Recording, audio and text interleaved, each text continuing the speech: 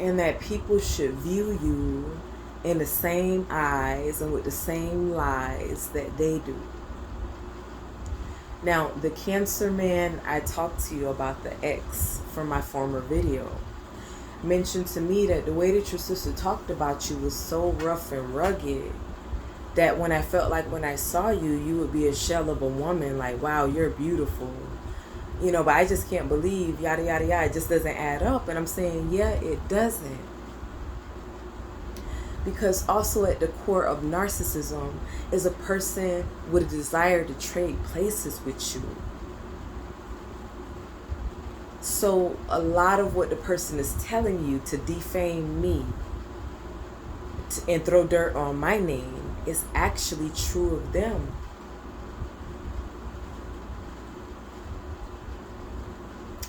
This would be the same person that you look up on their social media and see a note of them wanting to save their family so suddenly.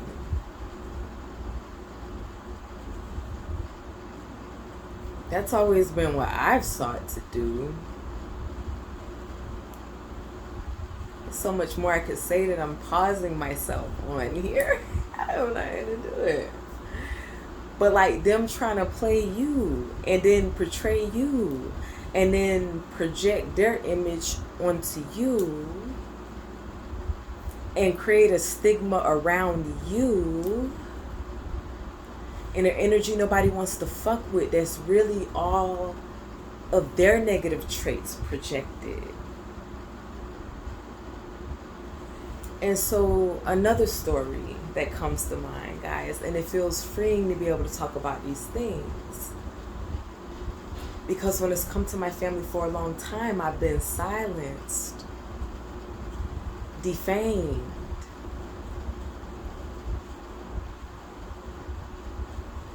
all of these things without a fair opportunity to tell my story and my side.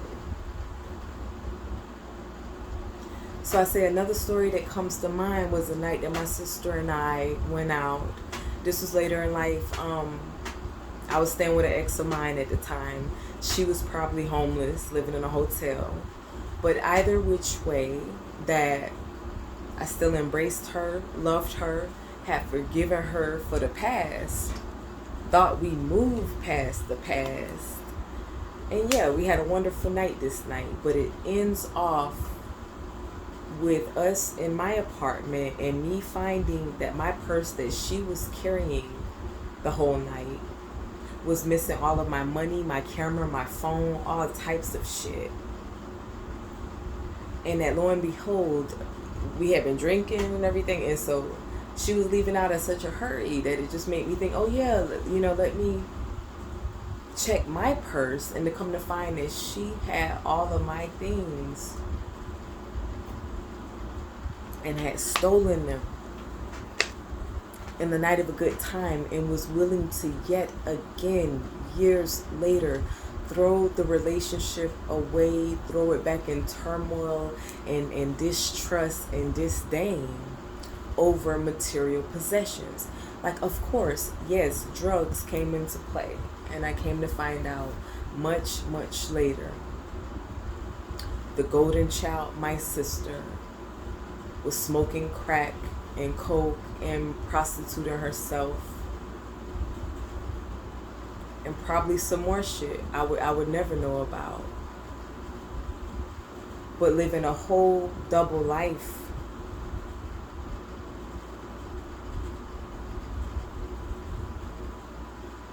It just make no sense to me. But I know that it got so far with her and my brother, now turned sister, that I started to hear everything that happens. It always comes back to me somehow, some way. But then that I started to hear, they were saying that they felt like I was crazy and that there was something wrong with me. These are further means to silence me and this truth, and are yet again another projection. Because when it comes to the golden child, my sister per se. When we grew up, she was illiterate and unable to read and really write for a very long time. Now, knowing the things that we know about her birth, those things make more sense later in life. Some of her deficits, I taught her to read. I read to her all the time. To this day, her writing emulates mine because she learned literally to write from me. A lot of things she knows by me, but will only gravitate and take up with the more negative traits. And when I started to elevate and become a better and best version of myself, that was something that made her, it was almost like if a magnet gravitates, the opposite. It was a repellent. Okay, and it was never nothing she was on board with. My personal progression and growth over time. And so yet another instant of yet another betrayal.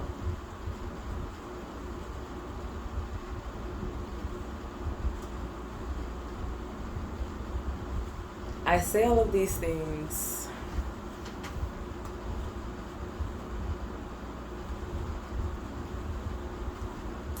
but it's another thing to live them and then to have to live with them and knowing. And it all seems so hurtful, right? But it also brings me to my next point. That when you go so far off into the negative aspect of something or a lesson, we must revert back into the opposite direction, which is Libra, and into the positive. And at the end of the day, guys,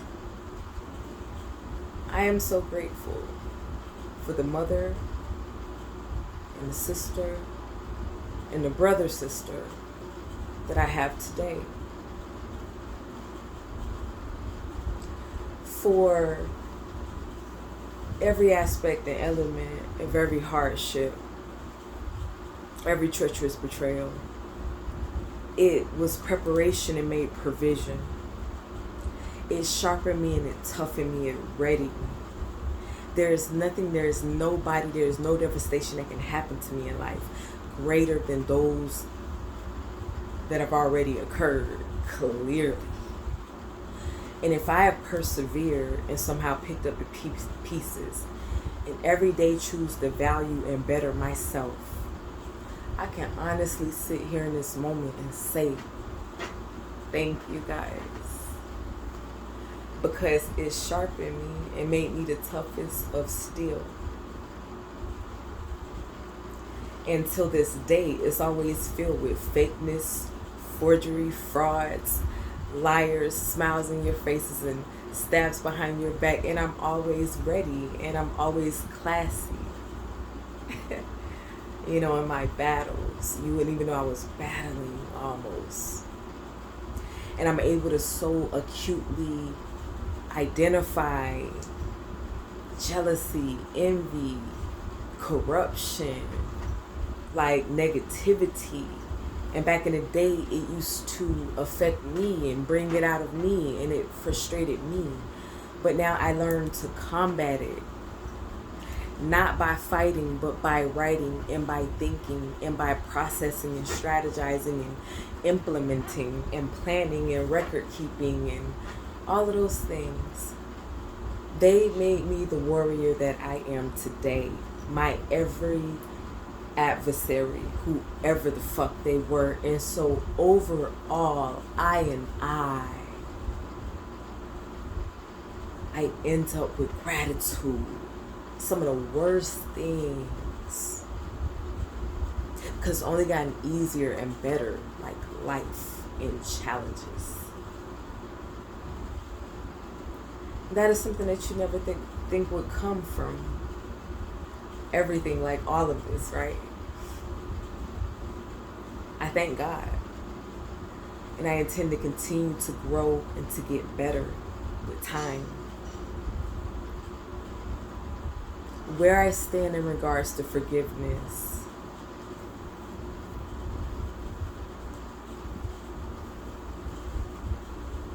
I don't force anything and I don't rush anything. I accept things and people now for what and who they are.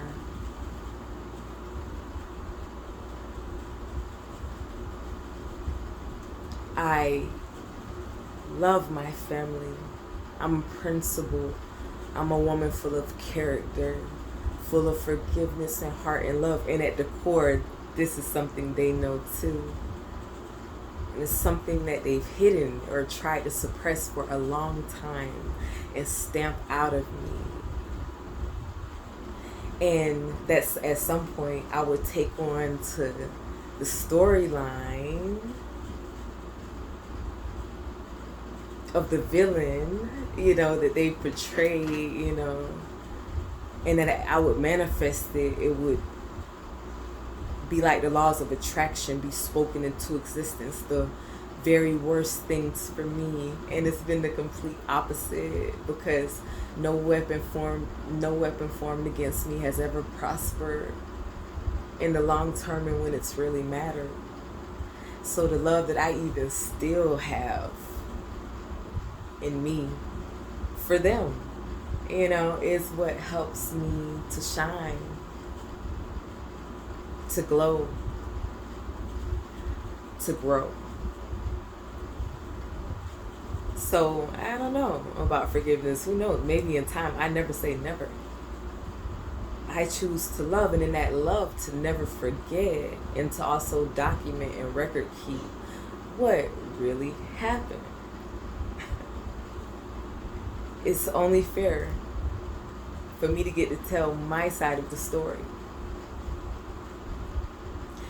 my side of the facts,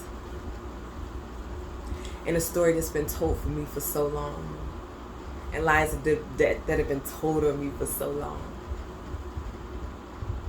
that people wish they would manifest and become real, and they would become me.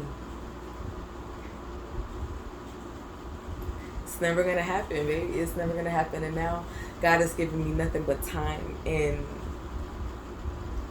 unadulterated resources and strength and empowerment, personal and professional and all of that, to own my story and my life and my truth.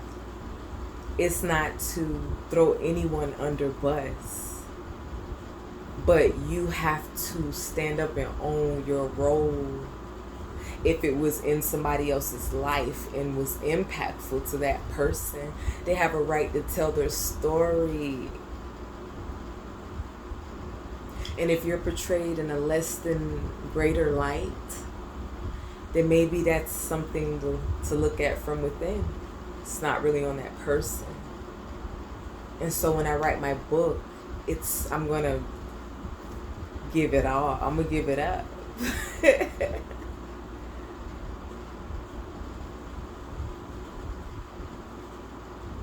I'm going to give it up. And everything that was deprived of me is going to flow to me in abundance. I'm speaking that into existence now, here, today. Okay.